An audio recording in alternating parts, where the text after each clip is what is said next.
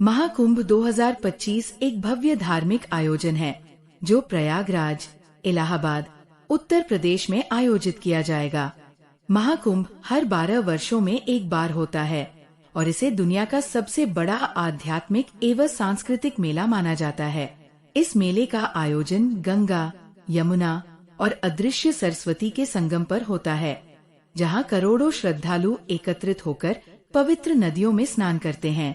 ये स्नान हिंदू धर्म में मोक्ष प्राप्ति का मार्ग माना जाता है और इसे पापों से मुक्ति दिलाने वाला माना जाता है। महाकुंभ का आयोजन ज्योतिषीय गणनाओं के आधार पर होता है। जब बृहस्पति, सूर्य और चंद्रमा विशेष राशियों में प्रवेश करते हैं, तब महाकुंभ का समय तय होता है। 2025 में महाकुंभ का आयोजन जनवरी से अप्रैल के बीच होने की संभावना है। इस अवधि के दौरान कई महत्वपूर्ण स्नान पर्व होते हैं, जैसे मकर संक्रांति, मौनी अमावस्या, बसंत पंचमी, माघी पूर्णिमा और महाशिवरात्रि। इन तिथियों पर शाही स्नान का विशेष महत्व होता है, जिसमें अखाड़ों के साधु संत भव्य जुलूस के साथ स्नान करते हैं। महाकुंभ मेले में विभिन्न अखाड़ों के नागा साधु, महंत, तपस्वी और साधक बड़ी संख्या में शामिल होते हैं। नागा साधु अपनी अनोखी जीवन शैली और धार्मिक तपस्या के लिए प्रसिद्ध हैं।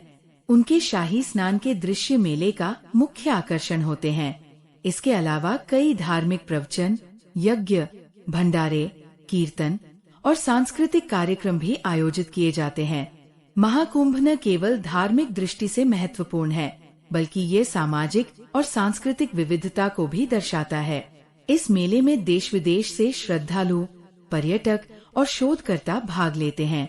मेले के दौरान अस्थायी नगर बसाए जाते हैं, जिनमें टेंट सिटी, यातायात व्यवस्था, चिकित्सा सुविधाएं, सुरक्षा प्रबंध और साफ सफाई के विशेष इंतजाम किए जाते हैं। महाकुंभ का ऐतिहासिक महत्व भी है। इसे प्राचीन काल से ही अमृत कलश की कहानी से जोड़ा जाता है, जिसमें देवताओं और असुरों के बीच समुद्र मंथन के दौरान अमृत के लिए संघर्ष हुआ था। कहा जाता है कि अमृत की कुछ बूंदें पृथ्वी पर 4 स्थानों पर गिरी थी: प्रयागराज, हरिद्वार, उज्जैन और नासिक। इन्हीं स्थानों पर कुंभ मेलों का आयोजन होता है, जिनमें प्रयागराज का महाकुंभ सबसे बड़ा और महत्वपूर्ण माना जाता है। महाकुंभ 2025 न केवल श्रद्धालुओं के लिए आस्था का केंद्र होगा, बल्कि ये भारत की सांस्कृतिक विरासत और एकता का प्रतीक भी बनेगा।